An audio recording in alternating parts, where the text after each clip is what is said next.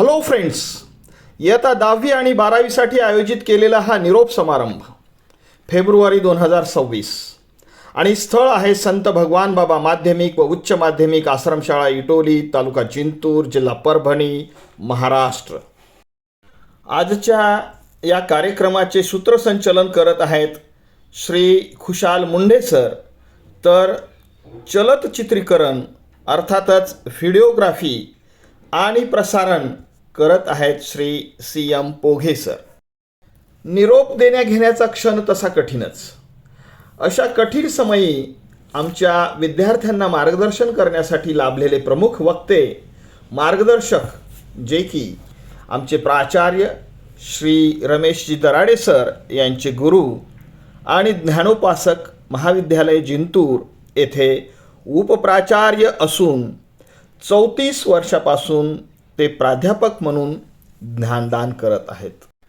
तर गुरु आणि शिष्य यांच्या निरोपाच्या अशा नाजूक आणि भावनिक प्रसंगी ऐकूयात अत्यंत व्यासंगी तज्ज्ञ प्राध्यापक श्री पुरुषोत्तम सांगळे सरांना. आपल्याकडे आता मान्यवरांचं अनमोल असं आपल्याला मार्गदर्शन ऐकायचंय. खरं तर या शाळेमध्ये नेहमीच तुम्हाला आम्ही वाचन करा, पुस्तकं वाचा, कारण पुस्तकं वाचल्याच्या नंतर तुमचे मस्तक ठीक होतील आणि ते कोणाही पुढे नतमस्तक होणार नाही असं नेहमीच आम्ही तुम्हाला सांगतो. परंतु तुमचं आजही त्या पुस्तकाप्रतीचं किती प्रेम आहे हे इथं व्यक्त होतंय. खरं तर एका सुंदर कवीनं जे काही वर्णन केलेलं आहे तोच आमचा प्रयत्न इथं राहिलेला आहे की विद्यार्थी हा केवळ या 4 भिंतीच्या आत बंदिस्त न राहता त्याला नव्या युगाची नवी आव्हानं पेलण्याची ताकद त्यांच्यात यावी. म्हणून एक कवी म्हणतो, गिरना भी जरूरी है औकात का पता चलता है. गिरना भी जरूरी है औकात का पता चलता है. बढ़ते हैं जब हाथ अपने को, बढ़ते हैं जब अपने हाथ अपने को, तब जाकर अपनों का पता चलता है. जिन्हें गुस्सा आता है, खरं तर प्रत्येक शिक्षकाला गुस्सा का येतो, तुमच्यावर ते राग व्यक्त का करतात, त्या रागाच्या भावना काय असतात ते या कवितेमधून मांडलेले. जिन्हें गुस्सा आता है अक्सर वे लोग सच्चे होते हैं. मैंने झूठों को दिन रात मुस्कुराते हुए देखा है. सीख रहा हूं इंसानों से पढ़ने का हुनर, सीख रहा हूं इंसानों से पढ़ने का हुनर. सुना है चेहरों पर किताबों से ज्यादा सिखा जाता है, किताबों से ज्यादा सिखा जाता है. असंच आपलं पुढचं मनोगत घेऊन या ठिकाणी येणार आहेत सन्माननीय प्राध्यापक पुरुषोत्तम सांगळे सर. त्यांच्याकडे 2 जिम्मेदार आहेत, एक निळे सरांचा परिचय आणि पाहुण्यांचा परिचय आणि त्यांच्या भावना या ठिकाणी ते घेऊन येतील. प्राध्यापक पुरुषोत्तम सांगळे सर. धन्यवाद मुंडे सर. आदरणीय व्यासपीठावर विराजमान मान्यवर, समोर बसलेले महानुभाव व माझ्या विद्यार्थी बंधू आणि भगिनींनो, मित्र, प्रत्येकाच्या आयुष्यामध्ये एक व्यक्ती फार महत्वाचा असतो. त्या व्यक्तीशिवाय तुमचं आयुष्य पुढे जाऊ शकत नाही आणि तो व्यक्ती म्हणजे गुरु. 2 वाटसरू असतात, ते रस्त्याने मार्गक्रमण करत असतात. रात्र असते, काळोख अंधार असतो, अमावस्येची रात्र असते. त्यापैकी एका वाटसरूच्या हातामध्ये असतो एक टॉर्च आणि दुसऱ्या वाटसरूच्या हातामध्ये टॉर्च नसतो. तो फक्त पहिल्या वाटसरूच्या टॉर्चच्या उजेडामध्ये चालत असतो. दोघेही चालताना मस्त गप्पा मारतात, इकडच्या तिकडच्या गप्पा करतात आणि व्यवस्थित पद्धतीने त्यांचं मार्गक्रमण होतं. पण एक टप्पा येतो, त्या टप्प्यावर 2 वाटा फुटतात. टॉर्चवाल्याला एका दुसऱ्या वाटेला जायचं असतं आणि विदाऊट टॉर्चवाल्याला दुसऱ्या वाटेला जायचं असतं. ज्याच्या हातात टॉर्च आहे त्याला पुढचा रस्ता दिसणार असतो, ज्याच्या हातात टॉर्च नाही त्याला पुढचा रस्ता दिसणार नाही. हे साहजिक आहे. अंधारामध्ये तो धडपडणार, पडणार, जखमा होणार त्याला. मित्र, तुम्हाला माहिती आहे का ह्या गोष्टीतले 2 व्यक्ती कोण? पहिला व्यक्ती ज्याच्या हातात टॉर्च आहे तो म्हणजे गुरु आणि ज्याच्या हातात टॉर्च नाही तो म्हणजे शिष्य.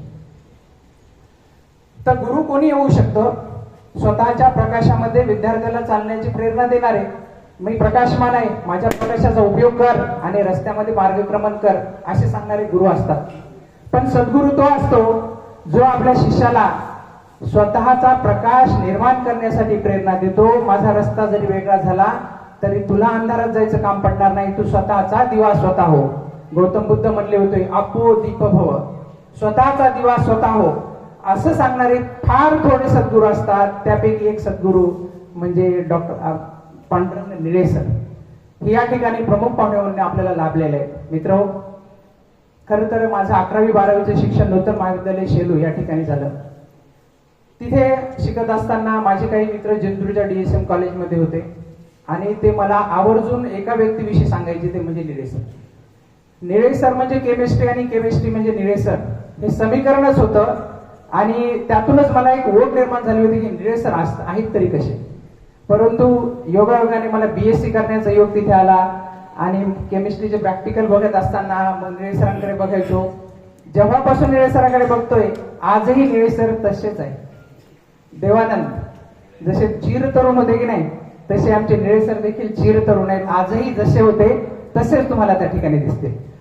तर मित्र, निळे सर खरं तर आज असा योग आलेला आहे की निळे सर दराडे सरांचे गुरु निळे सर आणि माझे गुरु दराडे सर आणि माझे शिष्य तुम्ही, म्हणजे 4 पिढ्या या ठिकाणी एकत्र बसलेल्या आहेत. असा एक संयोग या ठिकाणी आलेला आहे मित्र.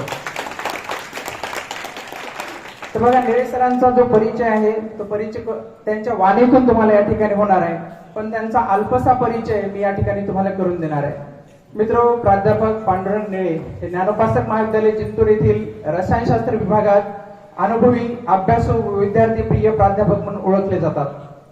अध्यापनाबरोबर विद्यार्थ्यांमध्ये वैज्ञानिक दृष्टिकोन, प्रयोगशीलता आणि संशोधनाची आवड निर्माण करण्यासाठी ते सातत्याने प्रयत्नशील राहिले आहेत. त्यांची अध्यापन पद्धती सोप्या भाषेत दैनंदिन उदाहरणासह व प्रयोगाधारित असल्यामुळे विद्यार्थी रसायनशास्त्र विषयाकडे आत्मविश्वासाने पाहतात. शैक्षणिक शिस्त, वेळेचे काटेकोर पालन आणि विद्यार्थी केंद्रित दृष्टिकोन ही त्यांच्या कार्यशैलीची ठळक वैशिष्ट्ये आहेत. महाविद्यालयीन उपक्रम, शैक्षणिक कार्यशाळा तसेच विभागीय जबाबदाऱ्या यात त्यांचा सक्रिय सहभाग नेहमीच उल्लेखनीय राहिला आहे. शैक्षणिक क्षेत्रातील योगदानाबरोबरच सामाजिक साहित्यिक क्षेत्रातही त्यांनी आपली वेगळी ओळख निर्माण केली आहे.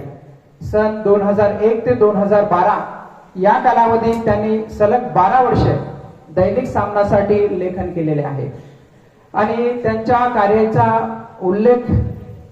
उल्लेखनीय कार्याची जाण ठेवून राष्ट्रीय शिक्षक परिषदेने आदर्श शिक्षक पुरस्कार त्यांना 2010-11 साली प्रदान केलाय. असे आदर्श शिक्षक आपल्या या ठिकाणी उपस्थित आहेत.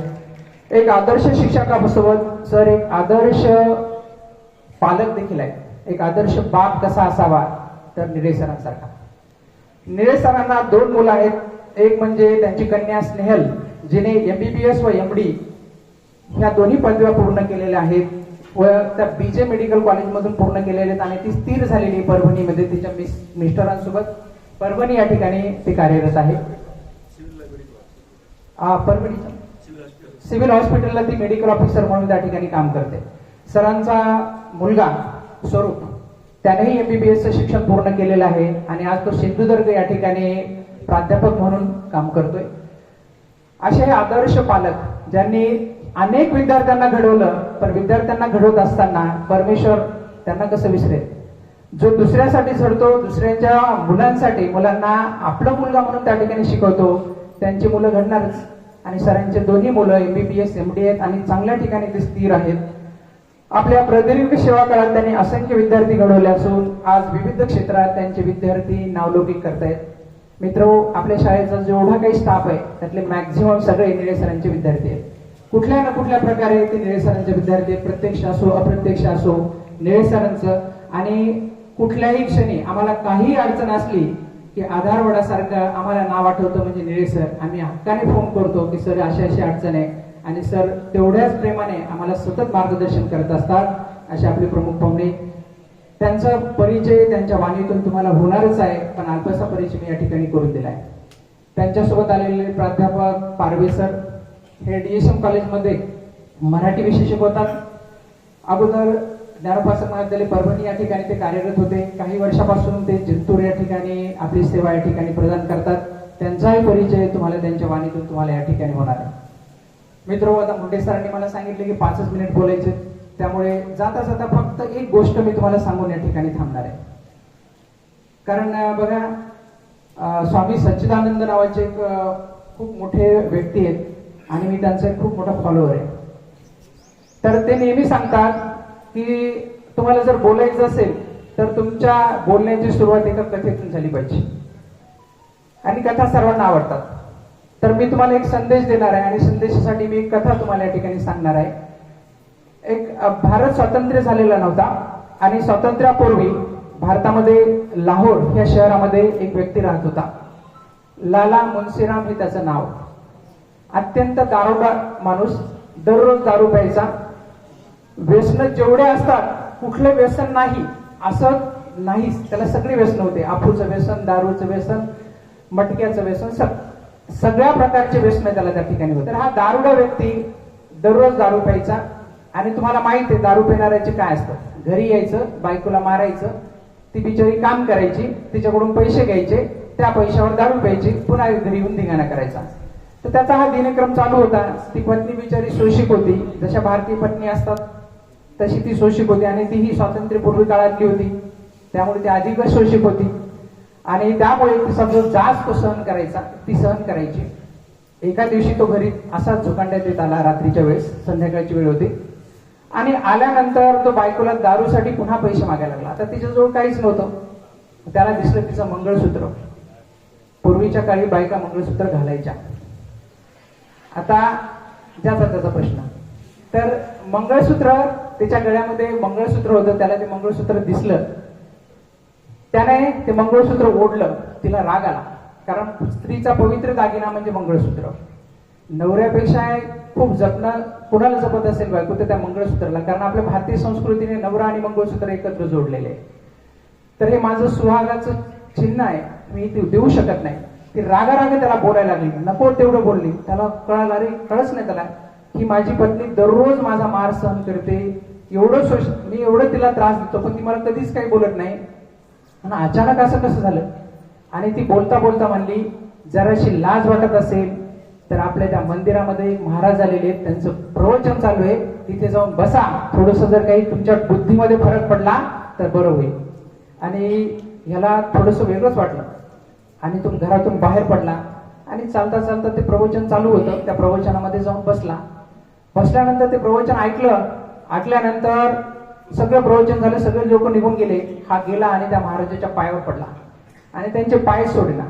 म्हणला, माझा उद्धार करा, आजपासून मी तुमचा शिष्य आणि मी तुमच्याकडे प्रति माझं जीवन अर्पण करतोय, जे काही करायचं ते तुम्ही माझं करायचं. मित्रो, ते जे महाराज होते ना, ते महाराज होते स्वामी दयानंद, ज्यांनी आर्य समाजाची संस्थापना केली.